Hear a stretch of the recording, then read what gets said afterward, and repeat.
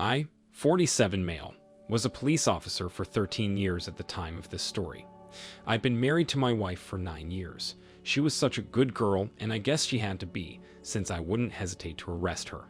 Before we married and she moved from her home state, she was a medicinal vape user. In our state, it wasn't legal, and since she was marrying me, she quit using it. A few years later, she became a reporter for CJP News. I was extremely proud of her, and so was our family. She was a popular face around our city, and people respected her. I attended parties with her and heard jokes like, "Put the drugs away." We always just laughed it off. It never occurred to me that she might resent me a little for her having to stop her medicinal drug use. She started acting weird at home when she'd say things like, "Oh, I'd better not do that, 'cause I wouldn't get away with it," or when she said I was smothering her. She very much had her own life, and I didn't go with her everywhere. I just mentioned to her that she'd been getting home later than usual, and she immediately jumped to defend herself by blaming me for something. This was not her usual behavior. She was normally kind and sweet, and nothing was wrong between us. There were many other things she said and did that were out of character, but I just continued to talk to her as I normally would. I knew she'd just argue with me if I tried bringing up anything, so I drove to her work one night. She was still in the building somewhere, even though it was late. I showed my officer's badge to take a look at the cameras in the security office. No joke, the guard sitting in the room was eating a donut, watching me search through the footage. It didn't take long for me to find a shot of my wife's office. It showed her walking out of frame, so I had to find the camera she went to, which pointed at 2 work desks, one of those being AP's. A man she worked with for several years at this point. Like my wife, he was one of the ones on television. The donut-eating guard watched with me as my wife and AP began having sex on camera. It was slightly obscured, but you could see what was going on. I was obviously distraught, so the guy reassured me. He said there's plenty of fish in the sea, and with this evidence I could get them fired. I filmed it on my phone and thanked him. To no surprise, I got home before her. When she got home, she tried to kiss me. I couldn't play along. I pushed her away, and she was shocked. I looked into her eyes and told her I knew everything. She was on the spot and put her hand on her heart. Her eyes got huge, and she froze in place. She asked me what I was talking about, but I just kept telling her I knew everything and convinced her to admit it. She broke down and asked me to forgive her, because she only slept with AP to help him feel like living again. He just lost his wife and kids and felt like life was pointless.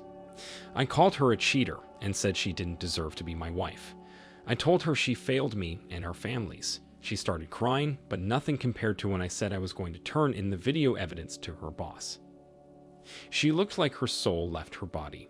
She asked me how I had a video, so I told her I was in the security office that very night, recording what they so shamelessly did. Her eyes and demeanor completely changed. She begged me not to share the video with anyone by dropping to her knees and proclaiming that she could make it all better by quitting her job and doing whatever I wanted. This was nonsense to me, just the ramblings of my crappy wife, fearing the reality she brought upon herself and AP. It was really hard for me to accept that she was indeed crappy.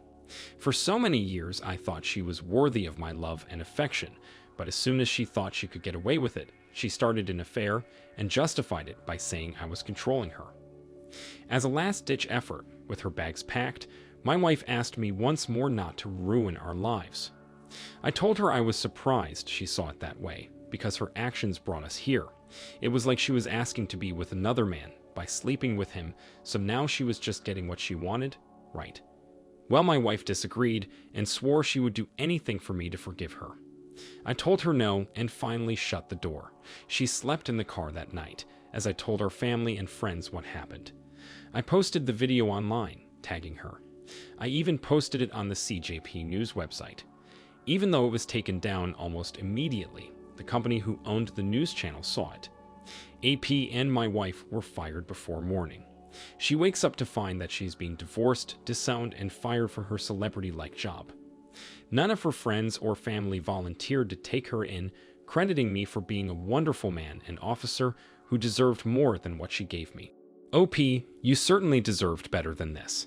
Her life greatly improved when she met you and moved into a city where she became a well-renowned news reporter. She was nothing but a fool to cheat on you in the building, only to get caught by you. You were so clever to enter her work building and head straight for the security office. I think it would be hard for anyone to act completely normal when they're cheating on their spouse, and you picked up on these behavioral clues. I have faith that you'll be able to get past this without much trouble. You understand that there are more honorable women out there in your area who would love the chance to date a responsible and successful man. Keep in touch with friends and people who will support you emotionally. We are social creatures who need to stay connected to others, especially in times of trouble. I wish you all the best going forward. Let's now get into our second story for today. I, 38 male, was best friends with a man named Tony since we were 8 years old. We basically became brothers and went through school telling people we were. After graduation, we got an apartment together, and he was the first one to meet my future wife. He was supportive and even vowed to protect both of us whenever we were with him. He wasn't afraid of getting sappy with me. We meant a lot to each other. Despite our closeness, though, Tony and I disagreed when it came to drinking alcohol. He drank daily, but kept it after work and on the weekends. I never saw him call off work or do anything irresponsible. For that reason, our friendship prevailed and I never brought up his drinking. After my wife and I married, I moved out of the apartment. She didn't drink as much as my best friend, but she did enjoy wine and wine tasting. After 8 years of marriage, Tony was very much a part of our lives. I trusted him wholeheartedly, so when my wife bought 2 tickets to a wine tasting getaway, with one overnight, I asked him to take her for me. I didn't necessarily like that my wife was into wine, but I wouldn't stop her from going to this peaceful place that she would enjoy. Since she was beautiful and smart, I didn't want her to go alone and encounter anyone that would try to take advantage of her. Tony was happy to go and promised me everything would go well with him there. Since my wife expected to drag me along, they only got 1 hotel room. She didn't bother to bring this up to either of us. The next thing I remember is showing up at the wine tasting as a romantic surprise for my wife. I tapped her on the shoulder and planted a kiss when she turned around. She smacked me. She was so surprised. I laughed about it, but as I laughed, I noticed the terror in both of their faces, like I wasn't supposed to be there. I started telling them that while I was working, I couldn't stop thinking about them and felt like it was important for me to join them. They looked absolutely sick, even though they were trying to smile and avoided looking at each other. Throughout the rest of the day's activities, my wife tried to seem normal, but she was anything but that. She would say completely random things and point out stuff that wasn't important in an attempt to fill the silence. My best friend, Tony, was eerily silent and kept apart from me. I elected to stay in wine country for another night, so we stayed in the same hotel room they cheated in. I did this specifically because of their behavior, and I wanted the truth. Since there were 2, I asked which beds they slept in, and they both started stammering.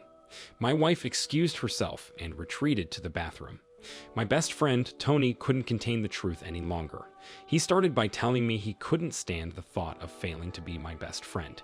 It was killing him to think he might never see me again. I pretended to be confused, but I already had a feeling they made a terrible, irresponsible mistake. He told me they were very drunk the night before because she'd been upset about me refusing to go. When they got back to the hotel room, she came out of the bathroom naked and started kissing him. He couldn't stop her, and then that's when he stopped talking. As calmly as I could, I asked him if they had sex. He just swallowed hard, and no words came out. I punched him. It reminded me of when we used to horse around as kids, except this time he had sex with my wife. I truly hated him. With him speechless and holding his face, I yelled through the bathroom door to my wife that I would never trust her again. I walked out of the hotel room, headed for my car. She screamed in protest and followed me to the parking lot, but I went home without her. Within 5 hours, Tony showed up at my door. I didn't know if my wife was hiding somewhere outside or in the car. He begged me to forgive him and swore he would never make this mistake again. I just said of course he wouldn't, because he was no longer my friend and wouldn't be meeting any future woman in my life. I yelled that after so many years, I thought he deserved my trust and was respectable enough not to sleep with her. He He did the worst, most unforgivable thing he could have done. I accidentally spat on him. I was that worked up. I shut the door in his face because I couldn't believe a word he said. I told everyone what happened. Our friends and family were all the same people, basically. No one could believe it. After receiving tons of hate from their friends and our family, Tony pretty much became a hermit. He didn't leave his apartment for a while and didn't have anyone to hang out with. My wife tried sending me provoking messages, like it was my fault for failing to forgive them for this one mistake. She also tried to send messages for pity, calling herself names and admitting she didn't deserve happiness. I didn't reply to anything. Even though they were both drinking, it was up to my wife to get another hotel room when she found out I wasn't coming. Or, if they had any respect for me or self-control at all, they simply would have gone to bed and pretended the other person was sexless. They both failed me, and I wouldn't have them in my life anymore. I've since bonded with other friends and have been dating a wonderful woman. She understands the emotional torment I've gone through and only earns my trust daily. I have no reason not to trust her because it wasn't her that cheated on me. OP, I am so sorry your wife and best friend betrayed you. I understand you and your best friend were as close as brothers, and brothers are thought to be worthy of trust. Being drunk is not a reason to be forgiven. This was a wine tasting, not a place to get so drunk that you fail to act responsibly and sleep with your best friend's wife. I'm sure you would have realized what happened, even if they didn't tell you. You handled this as well as anyone could, OP. You separated yourself from them and sought support and new friendships. Each person you meet deserves the chance to earn your trust without prejudice. The lessons you learn in life are invaluable when it comes to the relationships you'll make, and the opportunities you find will be endless. Thank you all for taking the time to listen to today's stories. If you enjoyed listening, please feel free to like and subscribe if you haven't already. Also, comment below with your thoughts on what happened. Take care.